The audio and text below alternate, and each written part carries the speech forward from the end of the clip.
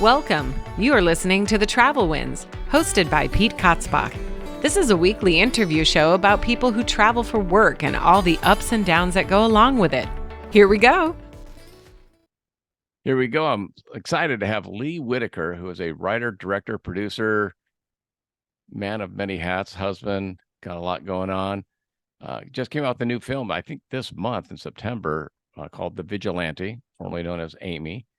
How are you, Taylor? I'm doing really well. Thanks for having me on.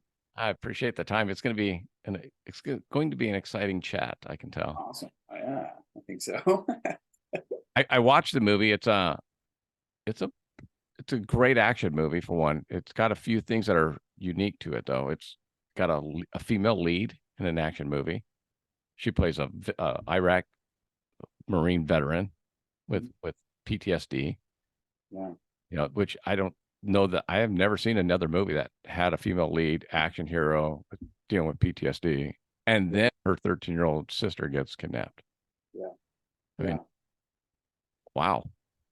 Yeah, it's a lot, right? It's a lot to kind of like take in. And, when I was first crafting the story, this has been a long process in crafting this story. Not just because it's an action thriller, but because it has to do with child sex trafficking in America. Yeah. I mean, that's the core of what the film is about. And then, but most films on this topic, when it comes to action, like the movie Taken and stuff like that, you have a male lead. I had originally had a male lead, but then as I got through the whole process of writing, I think it took a couple of years, and I realized there was something missing.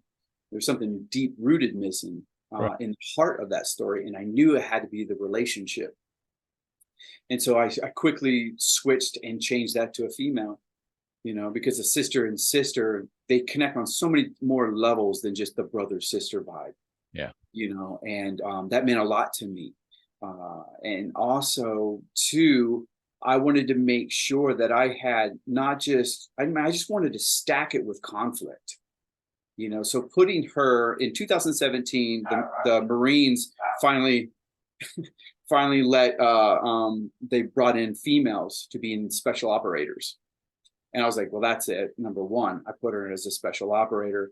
But so many veterans and our military have issues with PTSD. And I felt like that's such another great conflict, because literally on her last day, her last mission, she had an instance that haunted her when she came home instantly. So to carry that and stack on top of her sister's missing, and she doesn't know who, where, why, and then she finds out it could be traffickers, and that just kind of blows her mind. And then she as we also did our research, there's only so much law enforcement are able to do because of legislation and stuff like that. So a lot of times their hands are tied, and so we just wanted to kind of make sure that message was loud and clear too. And that's why she ends up, she's obviously very impatient and takes things kind of in her own hands. She's like, I'm not waiting for you guys. I'm going to go find my sister, So she comes from a war in a hot zone in Afghanistan back to the United States into a whole different kind of war that, as we know, is happening now. So here's a few of my questions, because I watched the movie, obviously. Did Saving Private Ryan kind of shape your mindset? And I say that because the opening sequence of Saving Private Ryan is just jaw-dropping. Oh yeah. Right? I mean, I remember watching it. I actually saw that on the Paramount lot, and I was just like, oh, what did I just see? Yeah. I'm watching your movie. It's kind of the same way. It's like, we're in Afghanistan. Yeah. Candy, and I'm like, what's going on? And then you kind of go, oh, I know what's going on. You're like, oh my, Yeah. And then your action scenes, and then so watching the paint kind of bubble off the cars and all that with the explosion and the ground. I don't want to give it all away, but I mean, yeah, it's okay. It was pretty amazing to all of a sudden you're like, okay, this is gonna be a movie. Right. Well, that's why, for me, I love Saving Private Ryan. And to me too, as a storyteller, I'd rather not give you an introduction to characters and where they come from and all this other things. I'd rather slam you into the middle of it. Yeah. And I drop you right in the heart of the war that's happening in that moment, and her and her partner are separated from their platoon and all this other stuff. There's no way out. The world is on fire, you know? And then all of a sudden the bottom drops out and it's twilight, eerily calm. And then you kind of hear, you know, this whole prayer, that kind of thing. I don't want to spoil alert either, but you know, the call to prayer that's very common over there daily. And then when that happens over there, and in other countries like that, along that religious belief, everything stops. Everybody stops what they're doing. And that's why you don't see anybody. They're praying, you know? So, and then the obvious kind of happens, and then we begin. Yeah. And then, yeah, boom, slam you into something That's intense. what it reminded me of. It reminded me of that same kind of, Yeah. when I sat back and watched Saving Private Ryan, it was the same way. It's like, oh, so now I'm in. Now I'm invested in this movie, the character. Engaged. Yeah. Yeah. And like I don't know how you made the paint come off the car or whatever with the explosion, but it was challenging. I mean, that's all those things are super challenging in the moment, you know, too, is to find the camera that can have a frame rate that goes that far, that fast, to catch that. Because what that is concussion. So when you have an explosion, you have that concussion wave or concussive wave. Like you see when they, you know, all the footage of the bomb dropping and stuff like that, and you see that ring that goes poof. Yeah. So it's that poof that hits all that dirt and dust on that vehicle, and then that obviously comes up. And so for us, it was really hard. You know, you're with a phantom camera that can shoot 2,000 frames and stuff like that, and then hit it with a good concussive boom. Pick a phantom camera up at Walgreens or something, right? Sure, yeah. Exactly. $2.99 Walgreens. Most cameras, most high-end professional cameras shoot up to 120. Like their RAID camera will shoot 120 frames. We're looking at 2,000 frames. You know, so it's a lot. Yeah. It's a lot, you know. I hate to do this to any film people that want to get involved with films, because we're gonna burst some bubbles here. That was such an easy movie to make. Yeah. Oh, it was so simple. This movie was super easy. No challenges. No. When the short comes out in 2017, yeah, and it gets finally released as a Tubi original in 2023, dude, that's 6 years of. Well, I started writing before that. So I'd already had the feature written by then, but it took me years to write the feature. I think I started in 2014. Oh, did you? Oh, yeah. We didn't have Chat GPT then. No. And, you know, the thing that took so long, too, with the script, usually they don't take that long. But the challenge is, you're talking about a dark subject, child sex trafficking in America. Okay. Dark topic. There's been other films on the topic, like Eden and Whistleblower. The problem is these films are so dark. Even like Sound of Freedom, it's still very emotionally charging and a dark. You leave the film with a stain on your soul. You can't help it. Yeah. Now, how am I going to get people on a Friday night, you know, for a date night, want to go to the movies and watch a film on child sex trafficking? It's not going to happen. Okay.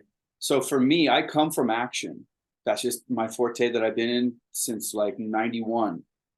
And I knew I wanted to do a hybrid of those two. I didn't want to make Taken, but I also didn't want to make The Whistleblower. I didn't want to make or 8mm, something that was so dark, right? So if that was the biggest challenge, was crafting a story that would balance the two, give you entertainment that you're used to seeing, but also hit you with the message. But I didn't want the message to come off preachy. So it was a great challenge. Yeah. In draft three of the script was so dark, because my writing partner, it was so dark, we threw it away. I mean, literally, let's start from scratch again. And it was just ongoing and ongoing. You know what I mean? It took a hot second. Yeah. I mean, but then once that's what I think. I don't know. I mean, but people outside of, like, I live kind of near the entertainment industry, and I know people in the trade, so I understand the process. But a lot of people out there, you just write a movie and get actors and get money and make a movie. That's easy. Yeah. You know, I use this as the best example. 8 Years a Slave. Yeah. Well, no, 12 Years a Slave, right? Now that's Plan B. That's Brad Pitt's company. And it was OWN, OWN, which is Oprah Winfrey's company. Obviously, we know both of those people and we know their companies. It still took them 8 years to get that film off the ground with those powerful people. So it's not easy to make a movie, especially when you're nobody like me, don't have crazy studio money or anything like that, you know. Not Brad Pitt. Or Brad Pitt or Oprah Winfrey. With the green light things and all that. Yeah. Yeah. So but you have to keep working on other projects while you're still in the back of your head always playing with Amy and / the vigilante, right? Yeah, correct. So how do you balance that? Time management is very important. I was going to ask you about, yeah. You know, it's so important. Time management and sacrifice. It's so important because I have to make sure that I go to work and I make a living for my family. Yeah. And I find peace within myself as crazy as life gets. So I meditate quite a bit. And then find time to come home and be a great partner, be a great husband, and do my best at that. Also to be a good human being. And then on top of that, find those nuggets of time that I can hop here and write and hustle to keep pursuing, you know, the stories that I want to tell. Yeah. It's a lot of work. That's I mean, I have a day job and I have this, and then I have a wife and I have kids and a granddaughter, and a lot going on.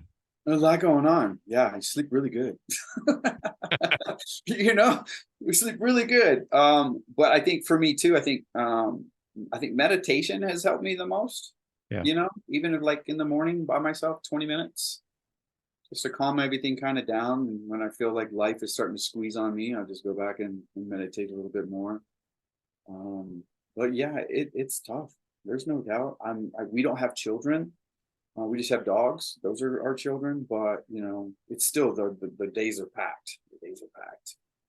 You know. Do you still like? I know you said you work out in the mornings.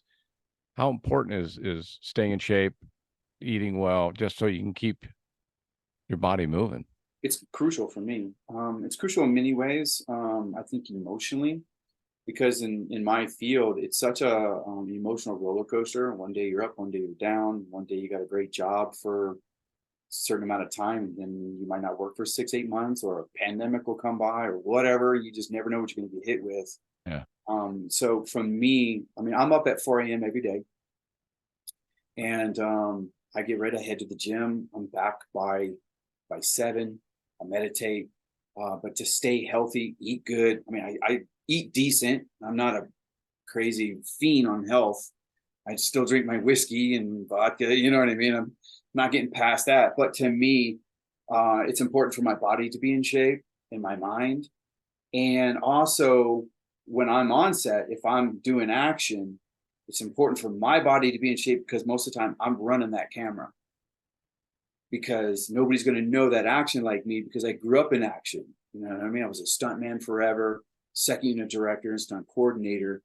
And so half the time, I mean, even my film, anytime there was action, I'm running that camera. So for my body to be in shape, it's crucial. It's just part of the job. Without, Exactly. and yet that would not be probably on the application. Yeah. I mean, yeah. Like, yeah. You gotta be in shape. You got to be in shape. Half the time I'm running with the camera to get past an explosion or a sliding sideways car, or whatever that might be. I like, for me, when it comes to cinematography and telling a story, I want my audience to be immersed inside it and not sitting back and watching it. I want you to feel like you're inside that moment, you know, and picking and choosing. So to get inside that moment, somebody has to get in there with the camera. And normal camera operators that aren't accustomed to that kind of intensity, I don't want to jeopardize their life or anything like that. I mean, safety first has always been the motto. So I hop in there, you know what I mean? Because I know what the risk is. How much training did Jet do? Because she, your lead. Mm-hmm. We put her through it. The good thing about Jet was she had just literally flown in from Austria, working on a period piece. Wow. And now I threw her into intense train fight mode, right? And she was so game for everything, and she absorbed it. She listened. She was just a sponge when it came to how her body was supposed to move, how she was supposed to hold a weapon. You know what I mean? Because that was really important to us as well. We wanted to be authentic as much as possible, and still elaborate for what we're doing. Yeah. But she got on. We're all right now, because we've only released it. It's only been 2 weeks now on Tubi, and there's been no marketing, and it's already the most popular and most liked film on Tubi right now. And we're hoping to do a part 2. I set the movie up for a part 2, and she was telling me, I'm ready to go training. Let's get back to training. I'm like, okay, hang on. But she was great. She did great. I mean, you can see it, for me, if my actor's doing it, and, a lot of my guys too, like, John Wick and, Atomic Blonde, Deadpool, those 2 directors, they come from stunts as well.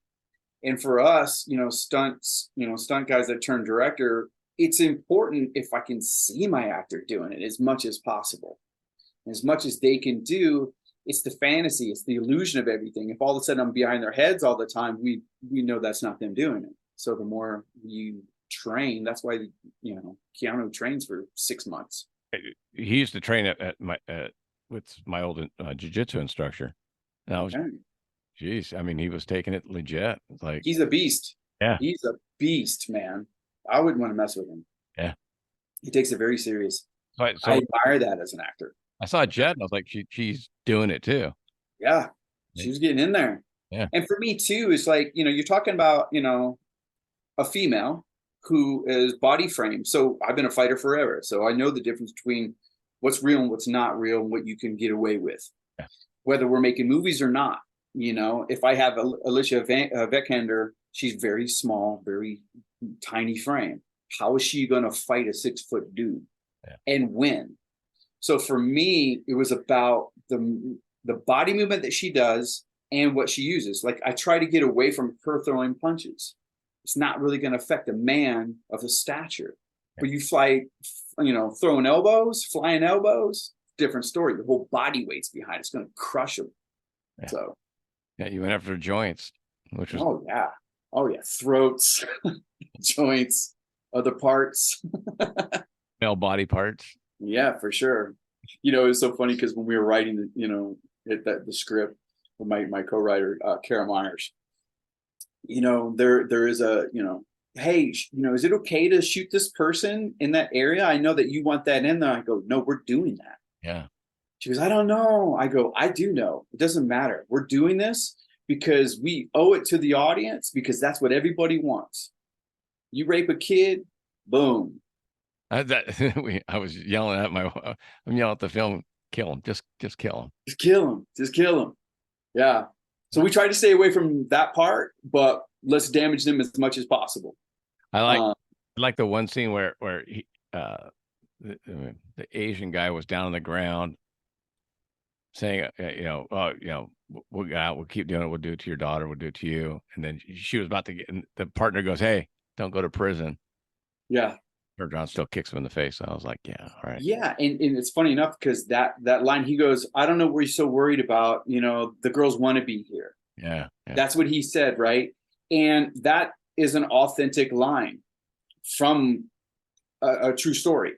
That's unbelievable. So basically what we've done is we took all these true stories that we heard from survivors, law enforcement, and our NPOs and everything like that before we even wrote the script. And we wanted to make sure that we implement these true life happenings in that script. That was a moment too that was actually true. Guy got caught and was in court and all this stuff. He's like, I don't know what you're talking about. The girls want to be here. I'm sorry, but there's no child that wants to be there. Huh. And I love that moment where she just boots him in the face. Oh, I can't shoot him? All right. Whack.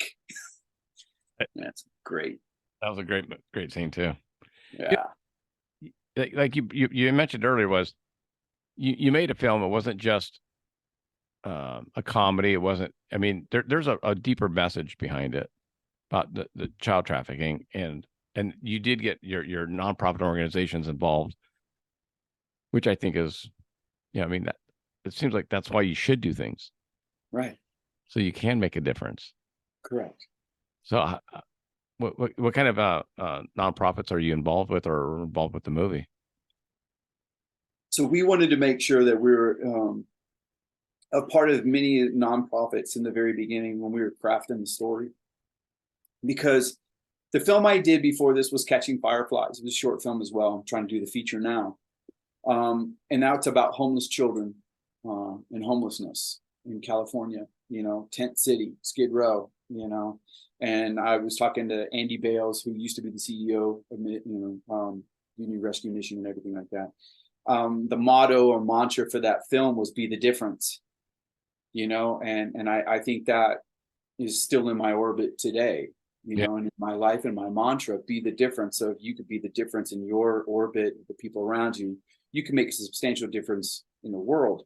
So I wanted to make sure that I take this into every project that I do, and every film that I want to do. I want to make sure, whether it's action or drama or whatever, I want to make sure there's a message to it. Like we used to have movies with messages. You can still have a great movie and still sprinkle goodness in it.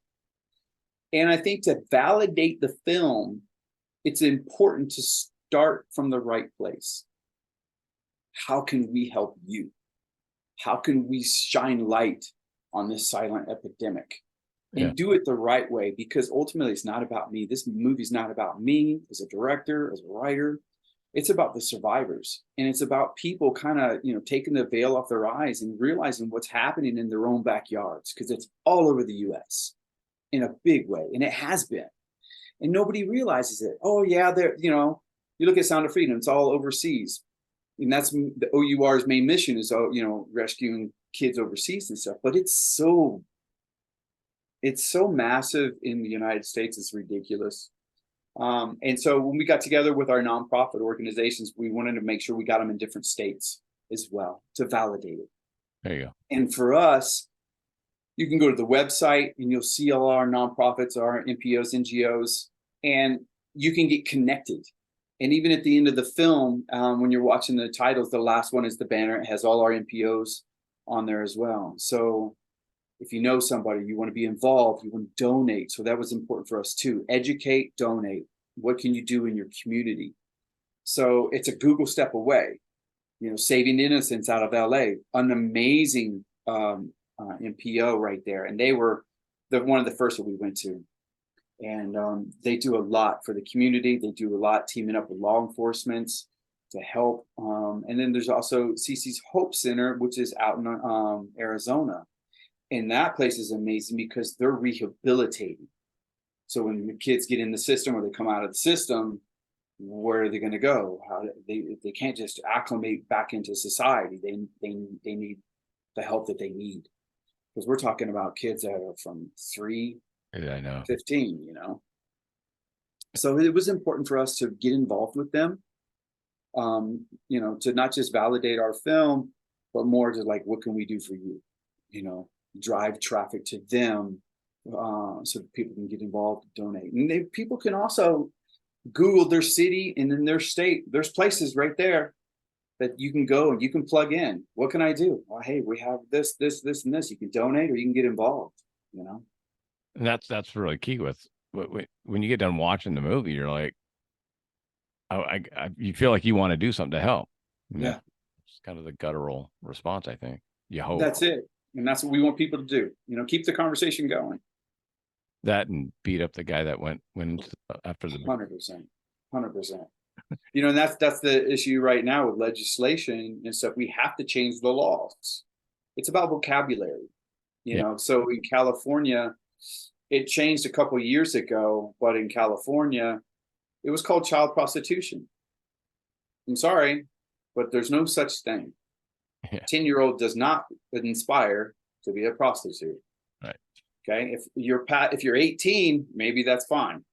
It's prostitution, but up until there, that's rape. That's child rape. End of story. I don't even know why we're having a conversation. So they finally changed the legislation in that, because what was happening is the guys that were buying, the buyers, they get arrested, they get off. Yeah. because of the legislation. It's like, hey man, it's child prostitution. He went and bought it. The guy, yeah, I mean, dude, it's so bad. It's just, Mm. I was going to ask you, how difficult is it?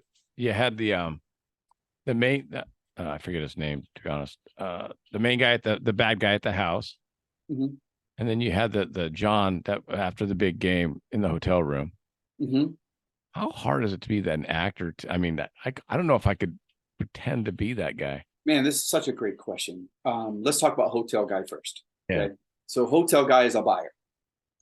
Okay. The other guy that you're talking about, the character name is Brad.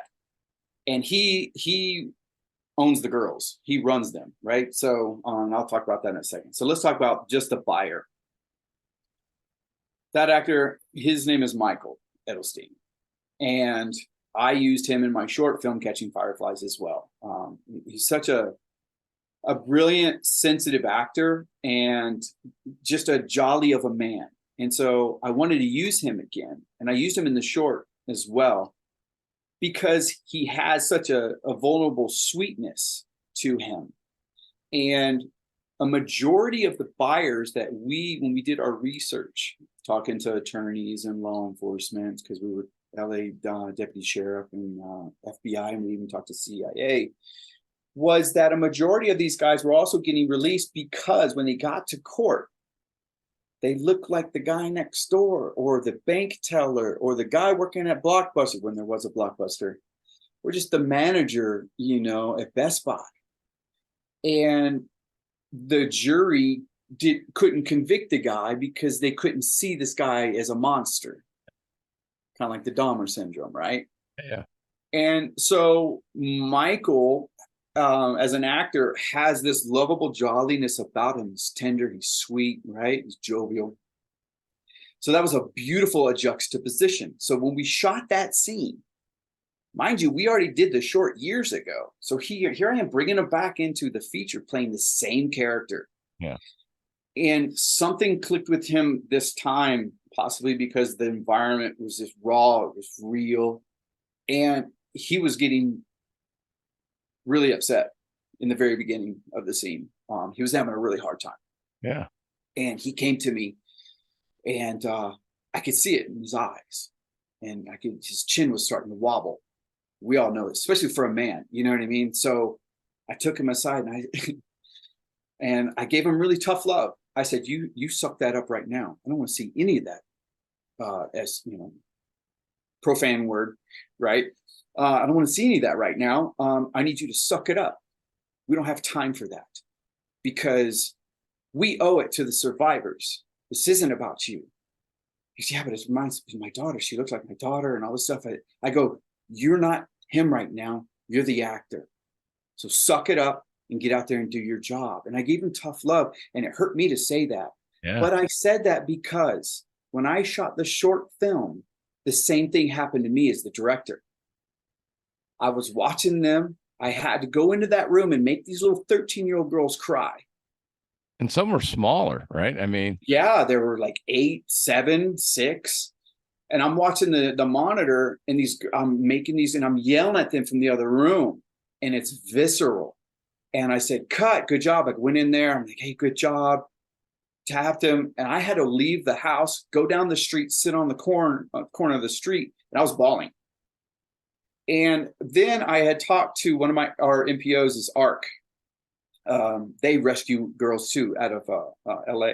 Great Tina Boz. When I told her that scenario, she goes, what are you doing? You don't have time for that. You want to do that stuff, you do that at home. But when you're working, you don't do that. Huh? Because what it is they're looking to us, the survivors, because she does this for a living. That's what she does. They go and rescue these kids. They can't show weakness. You got to be strong for them because they're already broken. And she goes, and same for you, Lee, when you're doing this, you need to be that leader, that light that leads into the right direction. And so it's up to us to put on our big boy or big girl pants and go do your job. Yes, it's emotional. Yes, it's disturbing. Have a cry, and then let's get to it. And so it's that hard love that, from the stunt man that I used to do too. You cry on set and you get your bell rung so hard, you suck it up and you move on. And so, but back to Michael having that moment, and then he got in there and he just nailed it, and it was disturbing. Yeah. And just I turned up the microphone on him, like you could hear him breathing. Oh.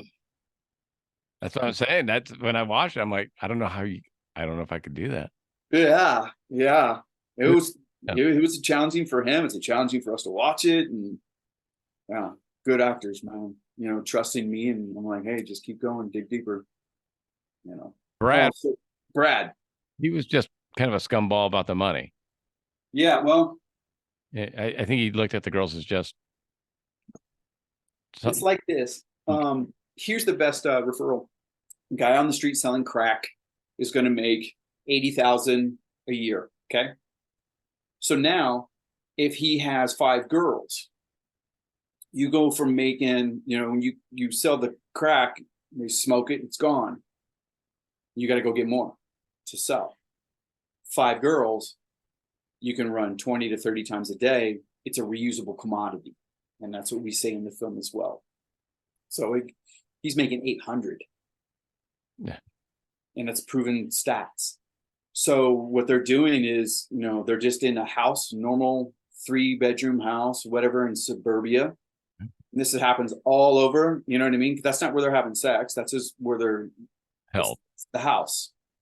It's called a holding house. And yeah, he's the seller. He's essentially like a pimp, but with technology, because they're doing programs, how you finding them, how you're hooking them, who you're talking to. It's all online and everything like that.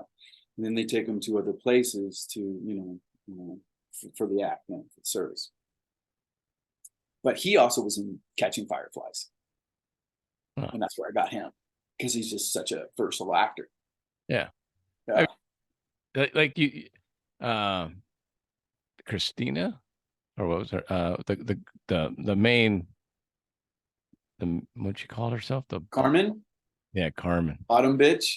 Bottom bitch. That's it. So that's I mean, that's at least she had some moments in the film where she kind of broke down and realized stuck too. So yeah, I mean that's what they're the house mother. It's like, she's got final word. And that's why she's like, I'm the bottom bitch here. I'm gonna do what I say. And what was great about her character too, I kind of wanted some of these characters to have an arc to them. So when she's talking to Amy, and all kinds of stuff has happened, and because Amy tries to deal and cope with the scenario that she's in by dance, because she's a dancer. That's what she did in school and everything. So that's her escape. And so obviously there's cameras in the room, and Carmen and them, they're seeing them dance, and she's trying to help teach these other little girls how to dance so they can cope with what they're going through at such a young age. And for her to come in and kind of just be like, give up on the hope and your dreams of whatever you're thinking, because your life is over. This is your new life. Yeah. Right. And so for her and her character, she started to reflect on that. And she used to be that little girl that had dreams of ice skating or figure skating and all this other stuff. And then the same scenario happened to her, and she got brought into the system, her, everything was shattered. So that guilt kind of comes and haunts her, Yeah.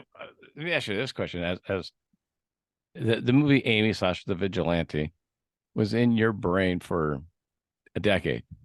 Yeah. What do you do now that's out? Because I know you're moving on to the next one. Yeah. That literally was in your head at all times, pretty much. Mm-hmm. Decade, and now it's just over. I mean, you kind of get that shock of, okay, what now syndrome. Yeah. And for the longest time, I was like, okay, everybody's doing TV series right now. Do we make this a series? And then I had to come to Jesus conversation with myself. I'm like, well, who wants to watch this for 3 seasons? Yeah. Right. So I go, that's not going to work. I could do a limited series, maybe 8 episodes, but still keep same thing. Do I want to watch this repetitively? It is action packed, but so then, you know, I would love to do a part 2. Yeah. Because I would love to see more violent retribution to the people who are doing this. Yeah. And that is my goal going into 2, if I get the opportunity. And with a little bit more snarkiness, like Jet doesn't give a at all. Yeah. You know, it's kind of like, you know, that TV series Jack Reacher with that big guy, that actor, his no nonsense BS. I love that. And that's going to be her. She just, hey, what's that on your face? Crack. You know what I mean? Yeah. Doesn't care. So I kind of hope that happens. But then that's it. If I even get that opportunity, the topic has just haunted me for too long. I mean, you know? that's what I'm saying. It's like it's in your head for a decade. I mean, that's Yeah. And, you know, it's like wherever you go outside of your house, and you see kids in the neighborhood.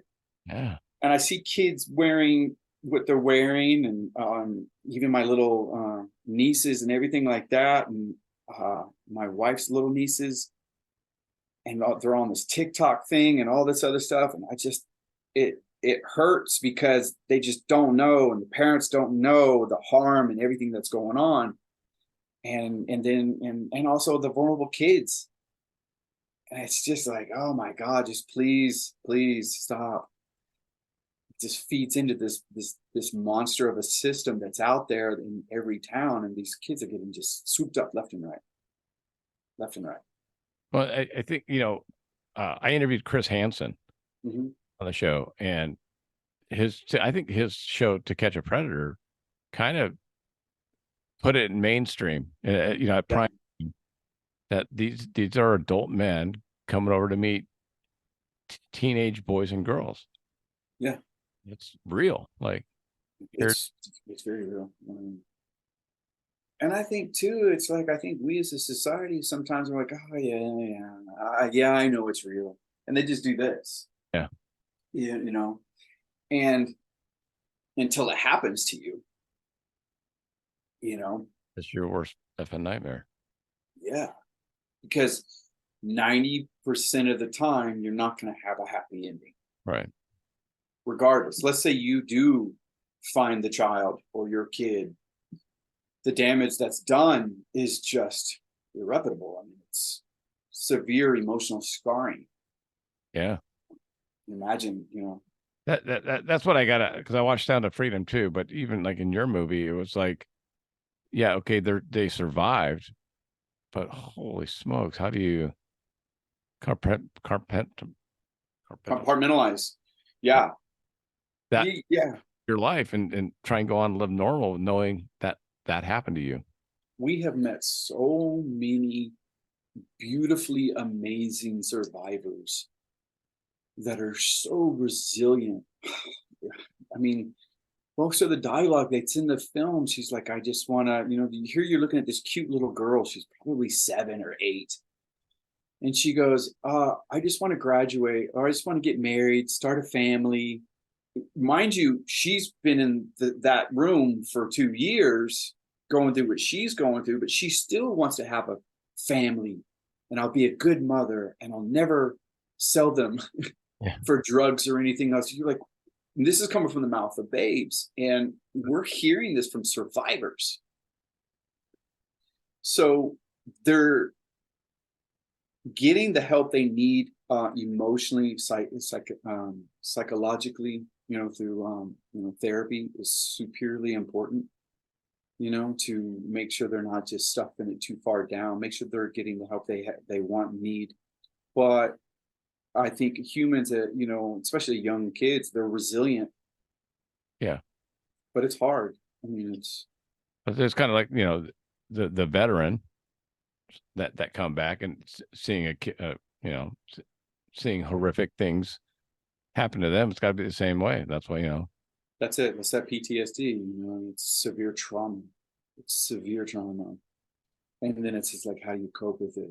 What are the triggers too? So things could trigger and spin you back. Yeah. Vigilante was filmed in LA. Mhm.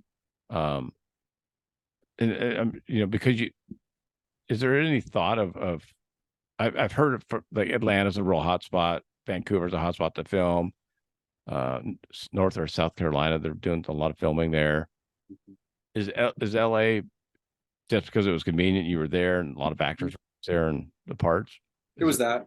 It was, simply because I'm self-funded. Yeah. I don't have the kind of money to fly people anywhere, and it was just really convenient because I lived there. If the crew was there, the talent was there. Yeah.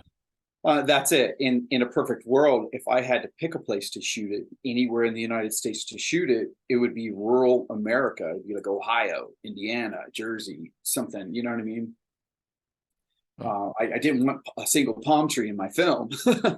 You know what I mean? That was a challenge because I wanted to show people, hey, it's happening in every neighborhood across the nation. Yeah. Not in just the big cities, Well, I recognize it's LA because I live here. So I'm like, oh, I know where that's at. I know where that is. Yeah, exactly. Totally. That's the best part about living where I live. Is like when I'm watching movies or TV shows, I'm like, hey, I know that spot. Yeah, for sure. Yeah. the hill there, and that's not in Dallas. That's not in Dallas.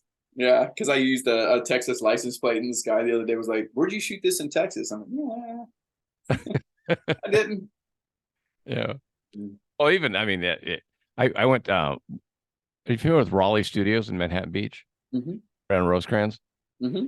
From CIS Miami. Mm-hmm. Yep, very familiar. Yeah, I've worked in those sound stations. I think we also had a small role on Boston Legal, I think back in the day. I think that was shot there. Yeah. Yeah. Oh yeah. And didn't they do some of Avatar there, I think, or something? I can't remember. I don't know. We were looking at the company I worked for before. I was in commercial real estate. We were looking to buy the studios. Oh wow. So that was all. That was pre the crash. Pre the crash. Hey, that's a good way to pre the crash. I like that. Yeah, pre-COVID. Yeah, pre-crash. Yeah, pre-crash. I like that for sure. Pre-crumble of all society and what it's done to us. But yeah, the other thing too is what was good about shooting in LA was I had Blue Cloud Studios that were in Santa Clarita. Okay, yeah. So Blue Cloud Santa Clarita had a pre-existing Afghanistan set. Yeah. And so it was great. Yeah. Yeah. So I hop in there and, because they were using it for, I think it was SEAL Team. Yeah. The TV show and stuff like that with Boreanaz. And yeah, I rented it out for a day and did all that in a day, Crazy. Yeah. I remember I was moving so fast and my DP, even my first shot, he's like, I don't understand why you're panning in the sky so much and landing on her. I'm like, I got helicopters, man. I got helicopters flying over and I got all this stuff. And he's like, I don't know, Lee, I don't see anything that you see. I go, just trust me, man. Let's just go. We don't have time. We got a big day today, Squeeze it in. Yeah, I got to squeeze it in. I got to make it all happen. And we did. We had a great crew, we had a great camera team. We had great talent and great stunt people, man. That came out good. Yeah. Well, and obviously your background with the stunts and second DPs is. Yeah. The second unit directing thing is, that's again, when I still do it, you still got to pay bills and stuff like that. So it's helped me out immensely. It's the best training ground, ever. And just me, I've been in the business like 30 years now. Yeah. I was on some of the biggest movies and, blockbuster movies in history. And to be on set, watching Spielberg do his magic or James Cameron, or then I'm over here sitting next to the camera guy. I'm just picking the camera guy's head. Hey, why do you got that lens on there? What are you doing with that? Most other people in stunts and stuff, they're just sitting on, telling stories over on the crash mats and stuff like that. And I'm just like, hey, what can I learn? Yeah. This is a dream to be here. I want to absorb as much as possible. So it was like the best training ground ever. That's how you are like that. That's how I am with my show. Yeah. Genuinely curious. So I'm like, I want to learn as much. Yeah. I can get a chance to talk to a director and figure out how do you do this. yeah, how did you do that? What was in behind all that? And you know, there's so many times too. It's like, well, how are you guys able to do that? And I still learn today being on set, and I learn from other people, and or watching behind the scenes. You know, like, oh, okay, that's how they did it. All right, so the next time I get that opportunity, I'm gonna do it just like that. You Well, know? it's funny. They filmed part of the SEAL show here in Redondo Beach, where I live. Okay, all right. I'm on the Strand by the beach, and I see the signs, the yellow arrow signs for Mm-hmm. and all that. And I'm like, oh, that's kind of cool. And for some reason, I just looked up the show, and then that's how I met Jason Cabell, who's a director. Okay, yeah, But it was all because I saw a sign and it said SEAL, so I right. went talk to the guys and all that. That's awesome. And most of the time, people are pretty cool. You know? It's I think it comes from I was told when I first learned how to surf in my 20s, people were like, "Hey, don't surf in Ventura or Oxnard, man. They'll beat you up, and they're Yeah, slow and this and that." And my brother-in-law would take me up there, and I didn't know all that, but I didn't treat anybody like a jerk, and they didn't right, like a jerk. right. And I always tell people like, "Oh, you're in LA, you got all the famous." I go, "Some people have bad days, Yeah, you know. You that's it. might have just had a really bad dentist appointment, and you're trying to get their autograph." That's it. You just never know what's going on in somebody's life. Yeah, You know? So just treat everybody with respect. yeah, and that's kind of what I do with my show, and you Yeah, do with your people. Like you're not coming up like a know-it-all. no way. You, No you way. you act appreciative that you're getting a chance to talk to them, and they like talking to you. 100%. You know, it's, again, I've been in it for 30 years. I know a lot of people who aren't like me, and that's okay. Absolutely. But for me, I'm on my own journey. I'm on my own trip. You know, like Frank Sinatra, I'm gonna do it my way. But for me, I need to constantly evolve as a human, number one first. So if I'm not evolving as a human being, trying to be a better version of myself, how can I be better for my wife, my family? Yeah. How can I be better service to the project that I work and the storytellings that I do? And then the people that surround me that help those storytellings. Yeah. Because if I can affect these people, they're gonna go out and affect somebody else, you know? That's a Starts at the top, right? good. My saying is better is better, right? Yeah, So if you can make your day better, make somebody else's day better, better is better. 100%. Yeah. 100%. And it doesn't matter. And I think I learned that in 93 in Japan, to be honest with you, because that was the first time I was ever out of the United States. I was over there doing a show playing Luke Skywalker, by the way, in this crazy live show that George Lucas was doing with Kenneth Feld. But that culture, the Japanese culture, it didn't matter what job you did. If you were the trash man or anything like that, everybody got equal respect because everybody's job pays into the community, The whole, yeah. the whole. So nobody has that attitude. And it was just so refreshing. And it was a great opportunity. I think I was 19, 20. I was 20 at the time. And, I'm learning everything. So what a great opportunity to kind of learn that life lesson immediately and kind of ingest that. That's pretty amazing. Yeah. For films, and budget-wise, you had to be in LA, but you've traveled many, many places for filming in your, as you call it, your day job. Mm-hmm. How difficult is that on the wife and home life? It's always a new challenge. On for like a month? I mean, how long? Well, it just depends. Like, it really depends on what show you're doing and what sometimes you get on these shows here in the States and like a US production, and it could be 6 to 8 months, right? So if I'm in the States on a production for 6 or 8 months, but not in my home city where we live, Yeah. we make a pact that every 3 weeks or 4 weeks, one of us travels to see the other. Perfect. So when the dogs came in, it got a little more challenging. So I usually would head home, Yeah. But I got to tell you, the glory of technology and being able to FaceTime somebody daily is just the key. Yeah. So we talk every day, We talk every day visually. I travel a lot overseas now because I do a lot of action designing in India, believe it or not. Wow. Now that's a hell of a travel day. Yeah. We're talking like 30 hours, right? That's pretty brutal. And then there were like a 12-hour time difference. But morning and night before I go to bed, and when I wake up, I'm FaceTiming. So that really helps that relationship. Huge. because I'm not able to hold you or comfort you, I can still comfort you. Yeah. And that's what's been so great about that technology. I agree. I mean, that's because I've traveled before technology and I've traveled since. Mm-hmm. And it's, just my daughters when they were in high school and I was, I'm on the road for work. Right. And they wanted it. They had a final coming up or the lacrosse game was coming up or, so, and to be able to FaceTime was awesome. Awesome. And it's not perfect. I like my granddaughter, she's in Tennessee, but I've seen her, Yeah. Like you can, converse constantly. You can watch them grow. They can see grandpa and all this other stuff so that when you do go visit, there's no time that's left or lost. Right. And I think that's important. I think before we had that, I even remember living in LA and my mom and dad, they live in Florida and I hadn't seen them in like a couple years. And just because of like business and money and all that stuff, our younger career. And then when I did, I had saw the difference in the aging process. Huh. And I was like, oh man, I don't like none of this. So when technology came out, because when you see somebody every day, you're aging with them. Yeah. Yeah.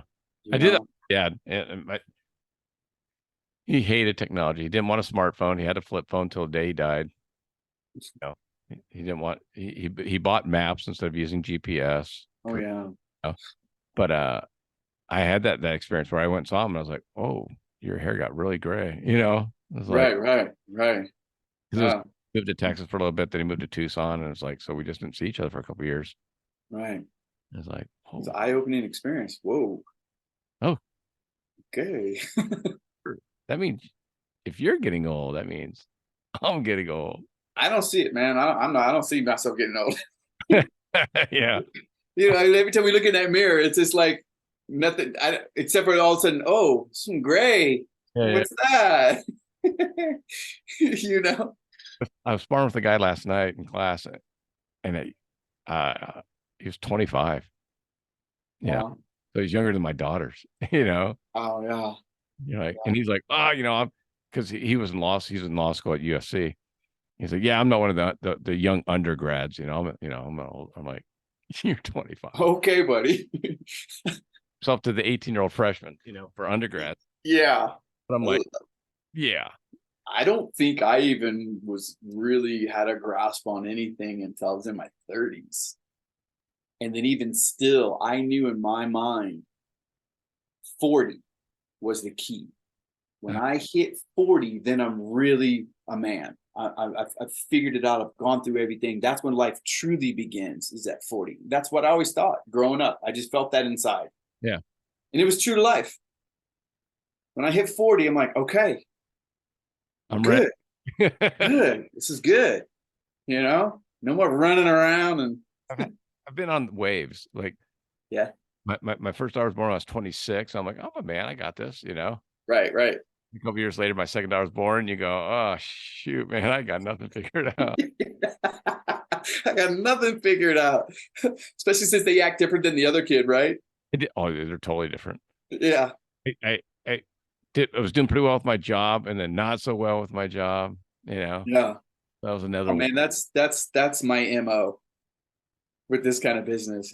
It's like, hey man, you're doing really good. And then so much not doing really good.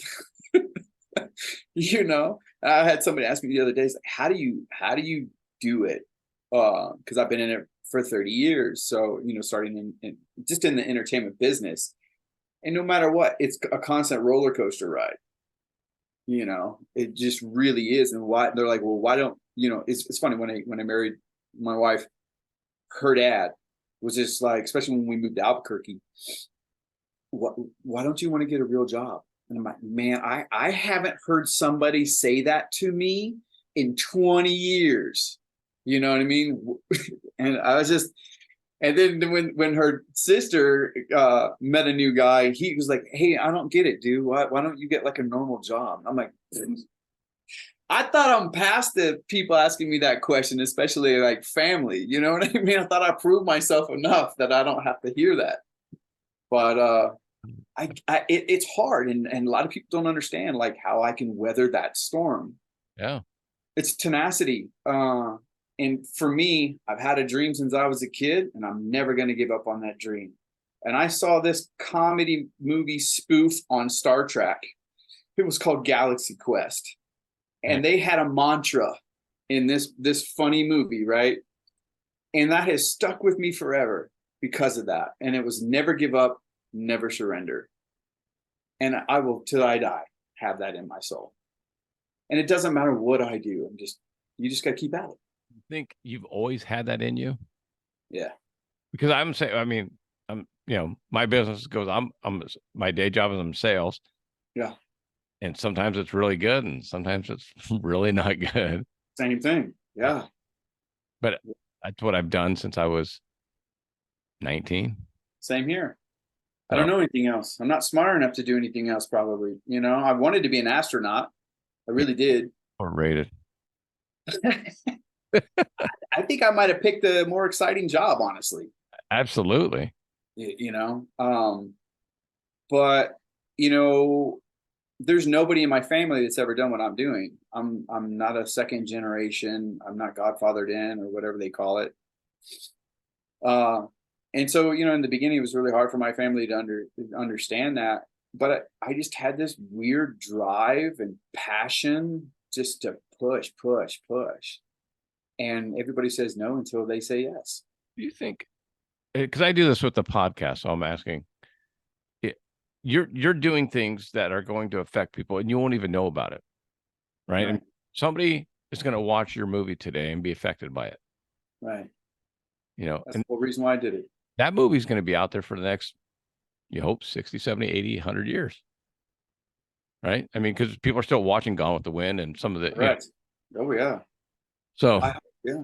You've done something that potentially could affect somebody in 50 years. They're not even born yet, and they're going to watch your movie going, holy smokes, I need to do something. All right. Is this going to be like an Oprah Winfrey moment where I'm like sitting on the couch, I'm going to start crying right now? Because, come on, Peter. It chills all over my body right now, man. But I mean, that's what I think of. I mean, I started dude, if I were to, God forbid, something happens to me tomorrow, my boss would be like, "Ugh, that sucks. Hey, anyways, let's go." It's just moving on, right? Yeah. Yeah. My wife used to work at New York, the casino in Vegas, and they used to joke, "Oh, she's sick, she's not coming back, or she got cancer." Oh, hey, when's her shift coming up? And so I do the podcast to share your story, and then I'm also leaving something behind. 100%. That's greater than myself. And your movie's the same way. Man, I thank you for saying that, because I don't think I give myself enough credit on that deep realization. I mean, that is why I did it. That's why I'm doing what I'm doing. I have other projects that I want to do that have the same thing. It gives voice to the voiceless. And I just want to do my part. God gave me this gift and this drive, and I just want to do it for the right reason and make a living at it and support my family. That's it. And I don't think I give myself enough credit, like my self-help kind of, process that I probably should. But that just meant a lot to me, man, because I think maybe since I was a kid, I just wanted to make sure that when the clock hits that number and the lights go out, I did my part, and will it live on? Yeah. To continue to do good things. That's not something you would tell your brother-in-law or family, your because they won't get it. Right. They just I've tried to explain that. Why you do when I started the podcast, man, you got 5+ years ago, people hadn't really even heard of podcasts. So like I'd reach out to people and they'd be like, a what? No, no, I don't do those, man. I'm like, oh, okay. You know, right? I had friends that I've known since I was in high school that I asked to be a guest on the show, and they said no. Really? Absolutely, 100%. And That's mind blowing to me. it's because they see me as Pete that I played football with, you know, Right, right. a podcaster or someone that interviews. You know what I mean? And they Yeah. think they still send me messages. Oh my God, I can't believe you interviewed Emmett Smith and you did this. And I'm like, dude, I asked you to be on the show. Yeah, you said no. Straight up. Why? And I'm like, Dude, podcasts are on fire right now. I'm not asking you again, bro. It's like Right. The ship has sailed. You're not going to get that opportunity again, man. I needed you. It's like, dude, Yeah. because they didn't see me that way. I Right. get that now. It's like I a friend I just saw him last week. He's a drummer in a band. We did jujitsu together. We did tournaments and all that. And I asked him to be on the show. Like he was on my first list. Like, okay, of the people and he said straight up no. And I'm like, all right, Really? yeah, yeah. That just, wow. It just kind of blows my mind because I mean, But they don't see me that way though. I guess so, right? Yeah, because they're so close to you, Yeah. So there's a right? goofball Pete. And then maybe too is like, to me, podcasts are really taken off, like in a big way. Yeah. It's a really cool new thing, Dude, you know. there was I remember they had just broken 1 million podcasts, and now it's at 3.1 million. You were at 3.1. No. Oh, I was like, dang. When I started, they had just broken. There was over 1 million podcasts being produced and published on Apple Podcasts. Okay. Now, 5 years later, there's 3.1 million podcasts on Apple Podcasts. So That's a massive jump. yeah. Like COVID had a lot to do with it, because a lot of celebrities who mocked podcasts are now hosting their own shows. Joe Rogan. Wow, he's an outlier. I mean, he's unique. That's why. Yeah. Oh, you're gonna make money like Joe Rogan? No, No, I'm not that personality number one. didn't have Fear Factor. I didn't have UFC. Yeah, exactly. Yeah. And he's done thousands of shows. I've done 260 now. Have you really? Yeah, and he's done thousands. So, That's crazy. That's a lot of work. yeah. That's a lot of work. Yeah, but you love it, and you're really great at it. Well, I appreciate that. It's like anything, right? My wife would listen to me, and she'd be like, "You need to talk less, or you need to do this, or Oh, really? a lot of corrections." Right. Oh, I know. I get it. Yeah. I feel like I know the answer already because we talked about it before we got on, but I always ask my guests that have traveled extensively, what's the most influential place you've been to? Japan, number one. That's what. That has to be right out of the gate, and that was the first place I ever went. Probably because I was so young, and it was such a staple of that culture and the honor and integrity that country has in everyday civilians. Yeah. That I ingested in that and became my program. And then I would say the next place would be India. So I've been in India for over a decade now, action designing films for different films in India. And I've been all over that country. Yeah. And when I first started in 2011, it actually gave me such a reality check. Right. So when I'm here and I go to Starbucks and somebody's complaining about their coffee being too hot or it's not almond milk, cut to I'm going in India and I'm seeing, no matter where I'm at in India, seeing what I'm seeing. Yeah. It's a humbling experience. I mean, you need to check yourself. You don't appreciate what you have enough because they're happy over it. Yeah. And they might not have much. They got jack squat. And that's how I also came up with the inspiration for my short, Catching Fireflies. We have people begging on the side of the streets. So do they. Over there, sometimes they don't have arms because body parts and stuff like this. I remember heading to work at 6:30 in the morning, stop at a light. There's a tap on my window, and this little girl, she must have been 8 years old, 9 years old. She's tapping on my window, just begging for money, right? 6:30 in the morning. But what got me was she was so dirty and covered in filth, except for right here where she was crying that early in the morning. And she was completely naked.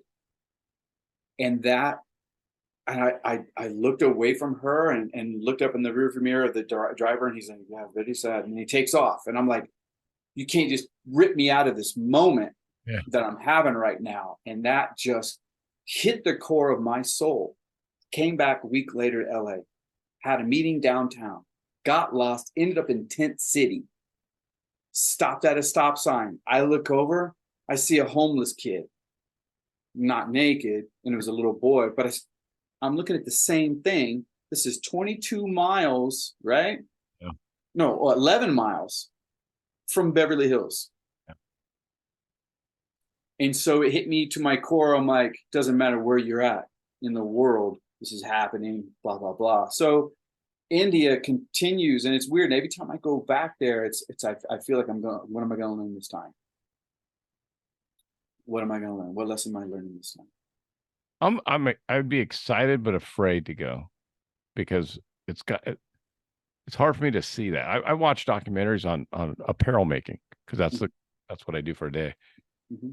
And the apparel making people in India and Bangladesh is worse. But I mean, there was a girl, she had to be 15, 16 Mm-hmm. in a concrete box. Working? Well, no, but that was her home. Oh yeah. Oh, that's high end. That's can be high end to some. Her village was far away. Her parents sent her to the city. Yeah. Okay. So she worked in an apparel factory sewing our goods. And and then we complain, oh, that stitch isn't right, or that. This girl leaves after making $2 in a day and goes to, it was a concrete box with no door. Yeah. No. Well, some of their villages, I was just there in April, location scouting in remote areas, and you still have grass huts and stuff, but again, they're doing it, they're thriving, they're happy. So you also got to, we're looking at it from that point of view, right? We're comparing. Yeah. But when you get past that, you can start to see so much beauty in that country. There's so much rich culture and beauty that's just mind blowing, from the food to the colors and the locations. Yeah. Yeah. Because that festival where they throw the chalk. Oh yeah. Holly and oh, it's great. What a battle. You're gonna get hosed, man. You're going to be a kaleidoscope by the end of the day. You know what I mean? It's so much fun, and the weddings are like 2 weeks old, 2 weeks long and all this stuff. And it's so much beauty and flowers and, oh, it's just amazing. So Japan, then India. Yeah. As far as like places that I've been that have, again, all about the evolution of your character, that have taught me something and still been beautiful and magical in their own aspects. Besides that, number 3. Okay. Hungary, Budapest. I've heard good things about Budapest. I'm telling you, brother, when people say that Paris is the city of love and romance, Budapest. Go look at Budapest during the day, and it's just breathtaking and beautiful. My mom. People are amazing. And then go at night. Hungarian, yeah. You can just Google Budapest at night and how they light up that city. It's romantic, man. I interviewed Adam Trent. He's a magician. Okay. He did a show. He was my 10th guest. He did go on Netflix, and he traveled from to Europe. So he went to like Monaco, and then he went, so he went to these different cities, and his goal was to do things with magic. So like he wanted to watch the Monaco Grand Prix. Okay. He literally went to all the big yachts. He went to the yacht and just walked down the yacht and tried talking to the owner and said, "Hey, if I show you a magic trick that blows your mind, will you let me watch the race on your boat?" He goes, yes. So he does this magic trick. He's like, holy, yes, you can come. So he got to go That's awesome. Wow. for free. Oh, that's cool. On this beautiful boat, mind you. He did Budapest, and he did some museum or something. So it was like, and it was like a rave party thing, but it was like, he did the same thing. He went to security guard, the manager of the place. He goes, if I show you a magic trick, will you let me in?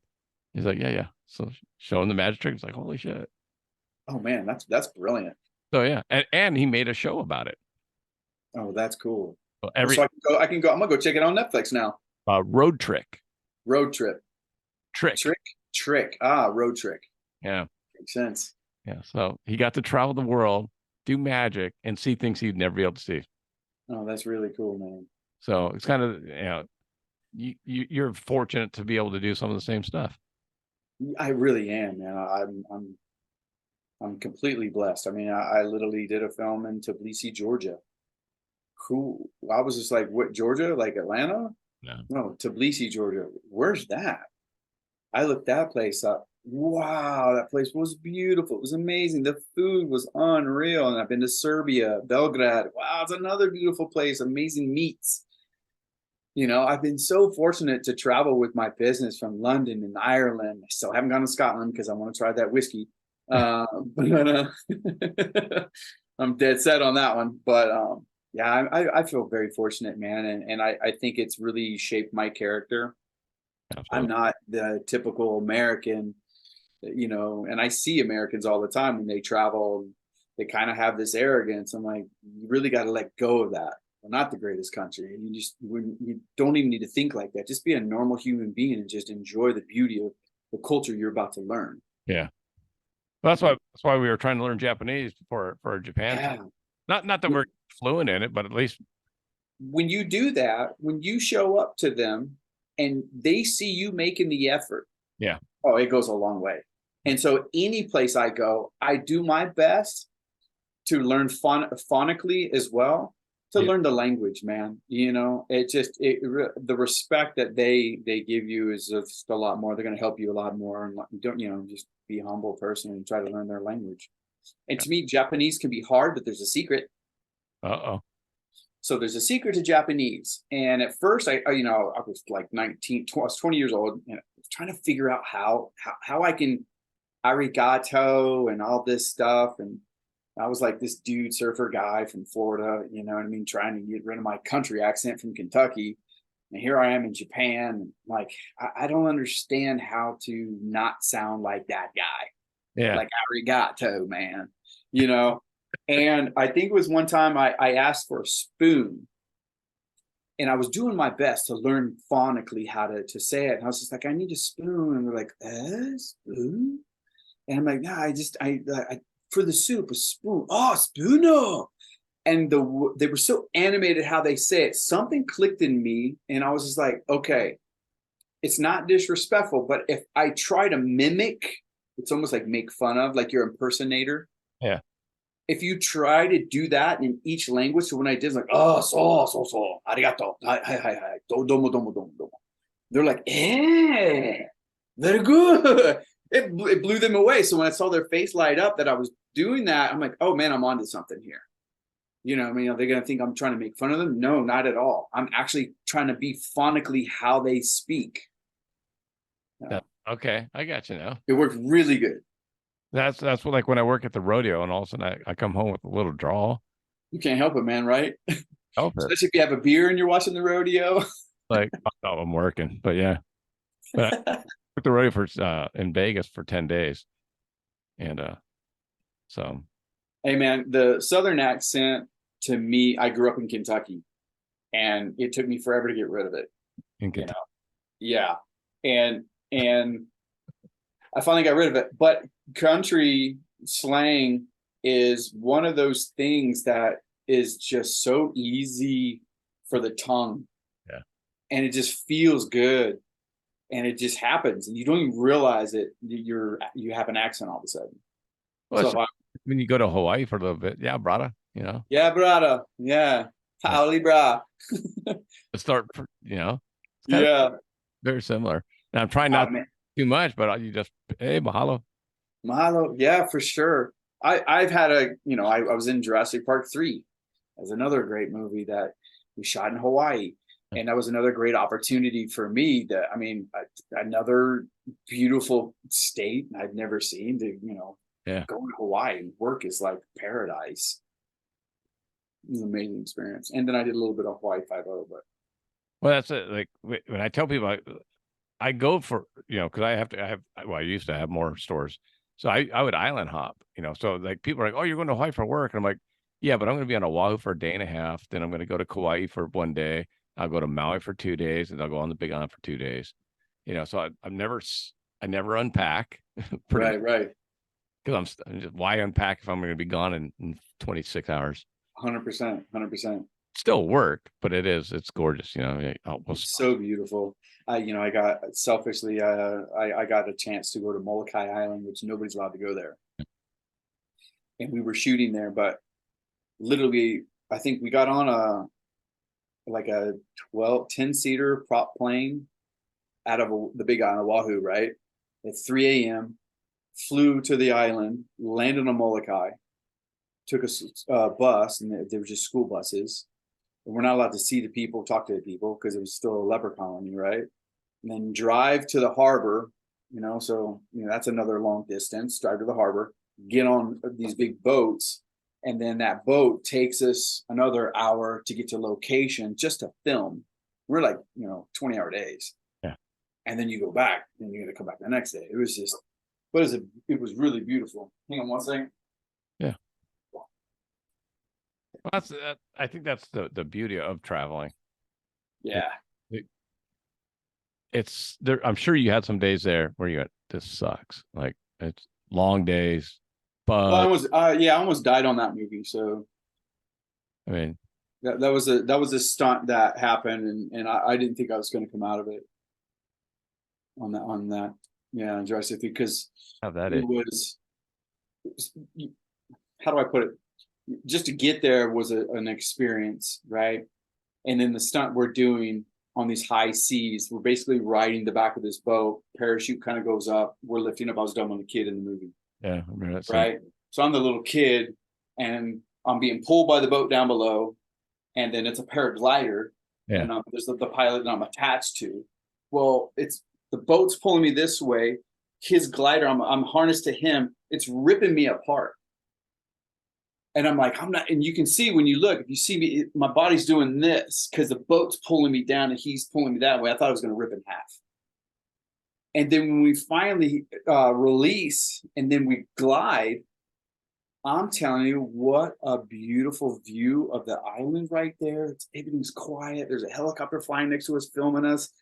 I'm like, this is amazing. It's amazing. The safety boats had to be a certain distance back because we're eventually going to land in the water. Yeah. So they're quite the ribs and stuff. They're further back. And I'm asking him. We hit a little turbulence. I'm like, hey man, what is that? He goes, it's turbulence. I'm like, what? We're not in an airplane. He goes, we're at altitude, man. And I'm like, okay. I go, what's the rating weight of this glider? He goes, well, how much do you weigh? I'm like, 135. Yeah. He goes, oh, that's about it. I'm like, how much do you weigh? 205. Hang on a second, man.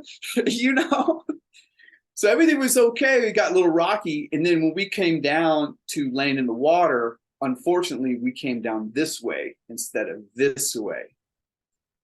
And he's on top of me in the water. So he goes, this is not going to be good. Take a big breath and hang on. So we crash into the water and I'm submerged with a 200-pound man on top of me. And he can't right himself up because we're attached to each other. We couldn't roll because we have the wires. And it came down to, okay, this is it. In my mind, okay, this is the moment. This is when I go. And right as I went to take in the water, the safety diver had dove off the rib, came in there and put a pony tank in my mouth right as I took a breath. And that was in that moment. I'll never forget that guy. Saved my life. Yeah. Yeah. What an experience, though. Yeah. What an experience. It was really cool. It's scary, but it was cool. Yeah, more scary than cool, but yeah. Definitely more scary. The cool was in the beginning part. Yeah, yeah. Yeah, it's not so much. Wow. I slept damn good that night. Yeah, Yeah, yeah. yeah, Oh, that's why you meditate. 100%. Yeah, 100%. Yeah, Let's, but I've been really fortunate to travel. I love traveling. I'm sure as you do. yeah, well, yeah. I mean, there's just so much you get out of it if you open yourself up to it. Yeah. You know, and I've been on this big kick, and the guest that's going to be before this episode, we talked a lot about saying yes to things Mhm. and making yourself open to things. Kind of the yes man, Jim Carrey. Yeah, yeah, that was such a brilliant movie. Yeah, But there's so many things that you say no to because you don't know how it's going to turn out. right. Being in LA, it's like, oh, do you want to go to this movie premiere? Nah, traffic to Santa Monica, it's gonna suck. You go and you meet big wave. I met that's just how you meet people. Yeah, You know, so I'm it's trying to true. do more things. You know what? That's really smart. Because I even myself, I don't say yes probably enough. The guard is up quite a bit. Well, like I said, I mean, I got invited to a birthday party from one of my past guests. I'm like, usually I'd be like, nah, man, it's downtown, it's sunset. Nah, Oh yeah, means because it's an hour and a half drive of right. traffic. One way. Yeah, each way. Yeah, Oh, and I end up meeting 3 new potential guests, people I that's still awesome. talk to, and all of a sudden I go to the Hotel Roosevelt, which I've never been to, which is where they filmed the first Oscar awards, and Yeah, Monroe lived there, and you're like, oh, yeah, right there on Hollywood Highland, right? yeah, yeah. So because I said yes, Yeah, things happen. and that's awesome. So, That's awesome. kind of same mentality. I stumbled onto you on LinkedIn, which was crazy, Random. completely random. I I'm mean, like, I'm gonna try this. Let's say hi to this guy. yeah. This is my first podcast ever. Is it really? Yeah. Hey, dude, I have a PR friend, and he goes, "Hey, Emmett Smith's opening up a restaurant in Vegas." And I go, "Okay." He goes, "Do you want to interview him?" I said, "Yeah." Sure. He goes, "When?" I go, "Yeah." And Yeah. I go, he's like, he's going to do interviews over 3 days for the restaurant. I go, "Okay, give me the first day, the first hour." Yeah. He did the first day of interviews and didn't do any more. So I got the only interview. So yeah, You're kidding. no, no, and Was he? it's just say yes, do it today. Yeah. Yeah. Do it I tomorrow. didn't expect that you would want to do it this soon. So I was just like, okay, this guy, he's probably gonna want to do it next week. So I'm like, yeah, here's my schedule next week. Like, what about tomorrow? Yeah. Yeah, Great. get it done, man. Yeah, 100%. What was Emmett Smith like though, man? He had done a lot of interviews. Oh, okay. He's getting burnt out. Well, I just not burnt. I mean, again, it's like you think about a guy. He's been famous. He was the high school player of the year when he was 18. So he's been famous for 35 to almost 40 years now. So I can't appreciate that. I mean, to be famous at 16, 17 for playing football, and then one of the prerequisites was he didn't want to talk about football. And I said, cool, I don't want to talk about football either. Sweet. He's done a lot of things since, business wise, traveling. Yeah. I had no problem with that. So we didn't talk about football at all. Other than the fact that he got his start in commercial real estate through Roger Staubach. So Roger Staubach was and is Legend. he's a commercial real estate agent, and Well, I didn't know that. so if you go to Texas and you see Staubach Real Estate, that's Roger Staubach. Okay. So Emmett was playing for the Cowboys. He ended up talking to Roger about, hey, what to do with my money, what to do afterwards, career wise. So Emmett worked for Staubach, and then he started his own firm. So he does commercial real estate. That's cool. Yeah. Wow. And the connections you get through that is just endless. Oh yeah, for sure. For sure. And then being Emmett Smith, it doesn't hurt. But it doesn't hurt at all. Yeah, but you're networking constantly as a real estate. Yeah. Yeah. That's a hard job, man. Involved in different things, For sure, right? that you typically want. So it's kind of like, It's true though, yeah, because it's like they're so connected with everybody in each whatever town they're living in, right? yeah, well, it's just like I work for a commercial real estate firm, pre-crash, and all of a sudden somebody calls you up from Raleigh Studio and says, "Hey, would you be interested in looking at buying it?" And you're like, "Well, let's look at the numbers." So I got Yeah. through it, and you start analyzing what the studios are paying and all the breakdowns and all that. And Yeah. I went and saw CS Miami. I'm like, "Ah, it sucks." Yeah. Like, yeah. But we were, we That's were pretty cool though. we were going to take over the master lease of the Queen Mary, Really? and then the crash happened. My office was on the Queen Mary. Ooh. I developed the property all around it where the Spruce Goose, the dome is. Yeah. We were going Ooh, to wow. an event center. No way. Domed. So I had to get a bid on how much it cost to clean the outside of the Spruce Goose Dome. That's the Spruce Goose is the plane, right? Yeah. It was Howard Hughes' Yeah. plane. Howard Hughes' plane, which I'm a big. Oh, it's in Seattle. So that dome was empty, and now Carnival owns half of it, or maybe not all of it, but I think they take over half of it. That's their entrance Oh wow. and egress. Now, was your office going to be on the Goose or on the Mary? No, it was on the Mary. So you're not like scared of ghosts or anything like that?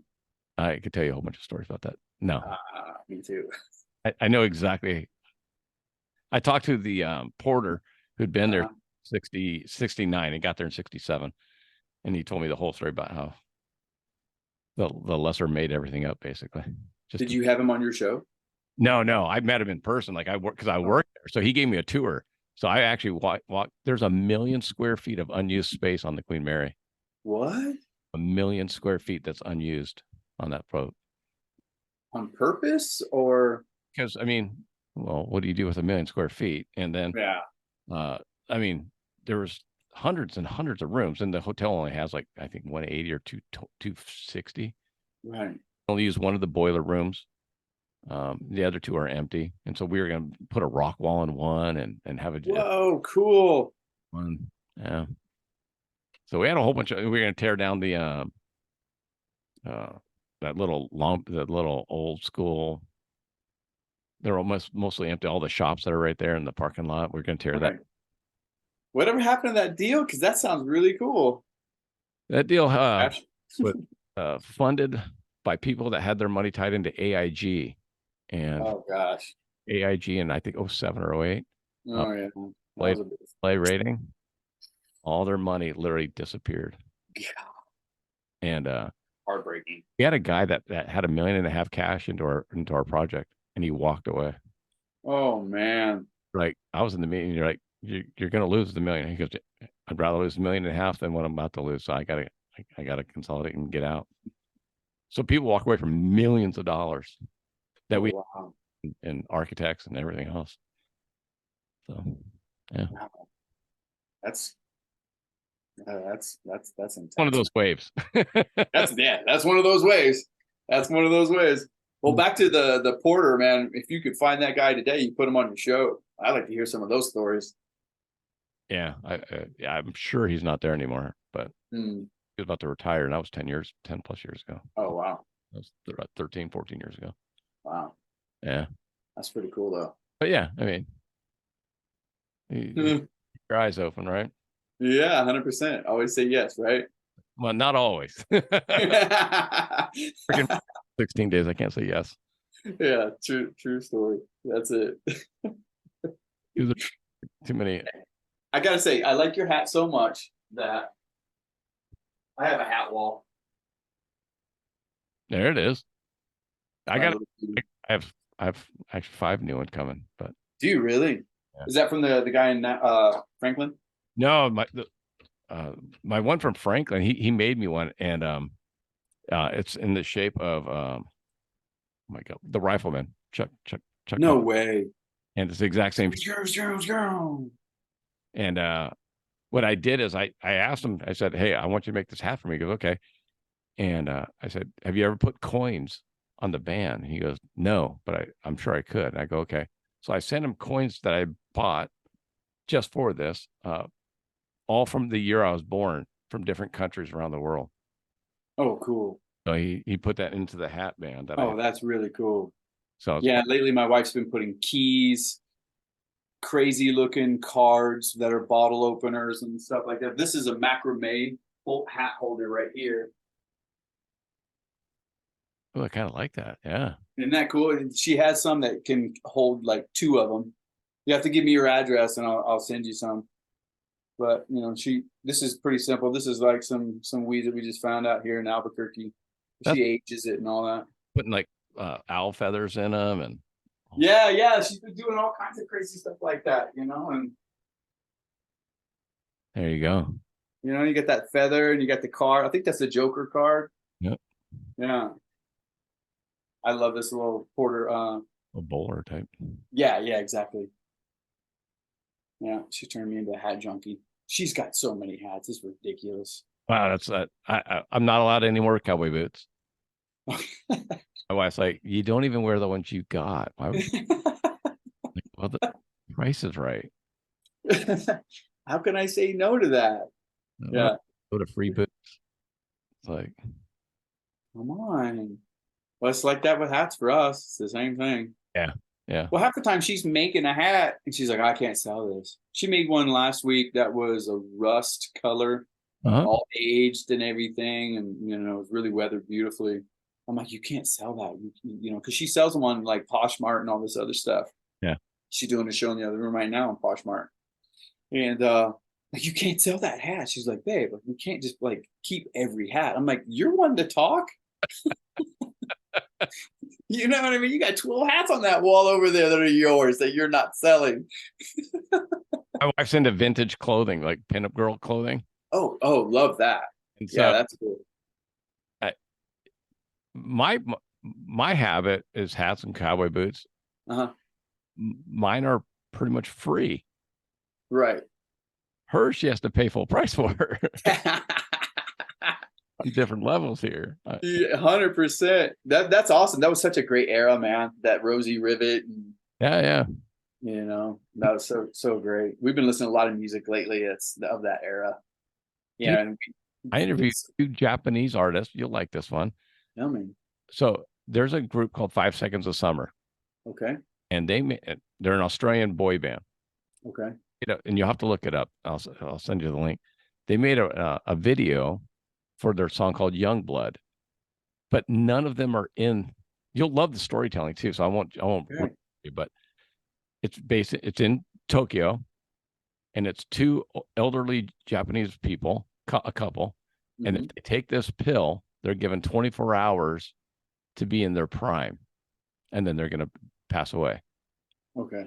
So they take this pill, and then when the camera, you'll see how they do the swipes, they turn into these rockabilly characters in their 20s. Cool. And then they hang out for the whole day. They get into a fight, they go dancing, they get tattoos, and then at the end of the 24 hours, they just go to sleep. Wow. But both of those lead characters are actual rockabilly singers in Japan. No kidding. Look them up. I Googled the video because I'm like, I want to see what the deal is. So I interviewed Misaki Aona, the girl lead. Wow. Her dad was a rockabilly singer in the 80s with Brian Setzer and doing all that. No way. And she's got her own band called the Bizcats. And then I interviewed Johnny, Daigo Yamashita, by Johnny Pandora. And you'll see, dude, he's the full pompadour, leather. Really? I mean, all out. That's so cool. A few months ago.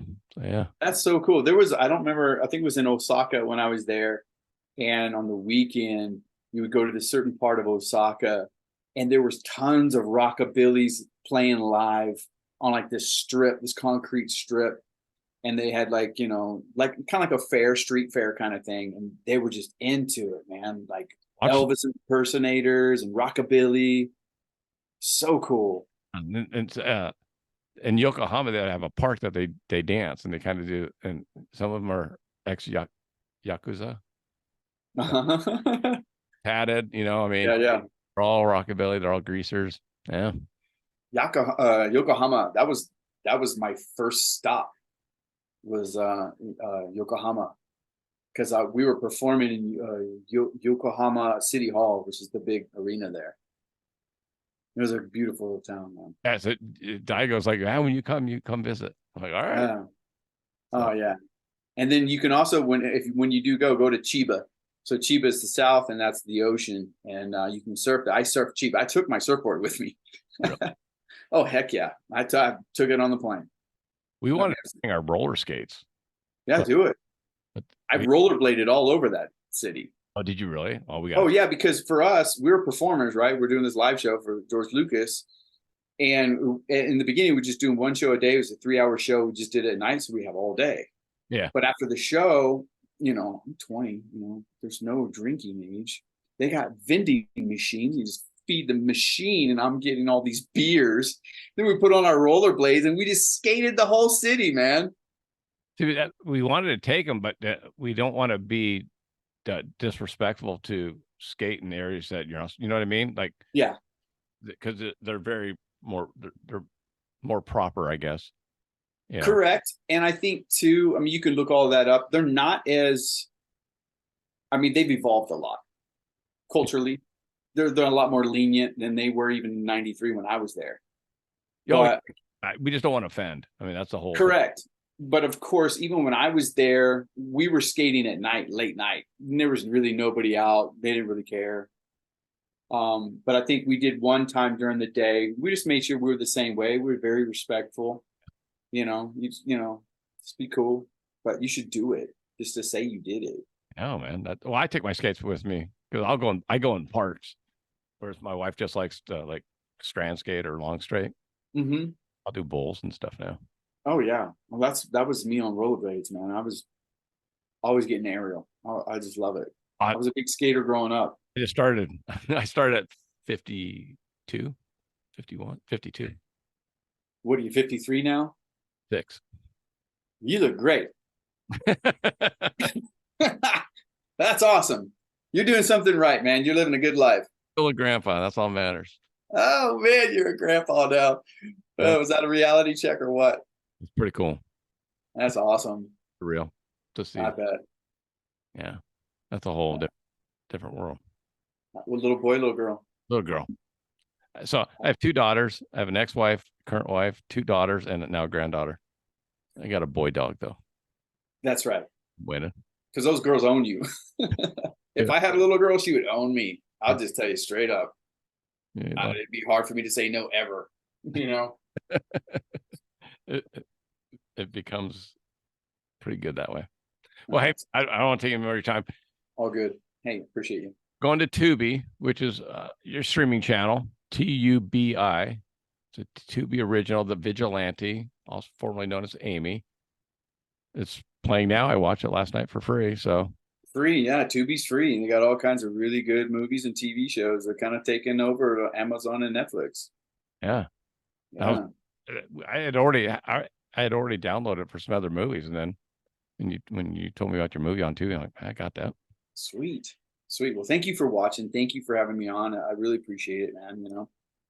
Well, when to talk to Price comes out, we'll have to do a repeat. Let's do it. Sounds good. I appreciate the time, man. Likewise. How do we want my listeners to find? What's the best way to find you about the movies? I have an Instagram just like everybody else. It seems like Lee Whittaker. Whittaker has 2 T's in it. Yeah. You can just Google my name. You can Google The Vigilante. Obviously, Vigilante is on Tubi. And I have a website, leewhitaker.com. The movie before it was called The Vigilante was Amy, and Amy it's called amymovie.com. You can go to amymovie.com, and if you want to get involved in the NPOs and nonprofit organizations that we're affiliated with, they're on that website. Check them out, reach out, and see how I can get connected. Yeah, and I'll have all the links on my website for our episode. Appreciate you.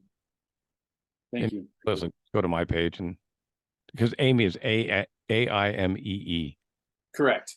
Yeah, correct. Cool. I appreciate the time, buddy. Likewise, man. It was really easy to talk to you, man. That is for sure. Yeah, we'll definitely stay in touch. You got it. Take care, Peter. Have a great weekend. Thanks, bud. See you. Bye-bye.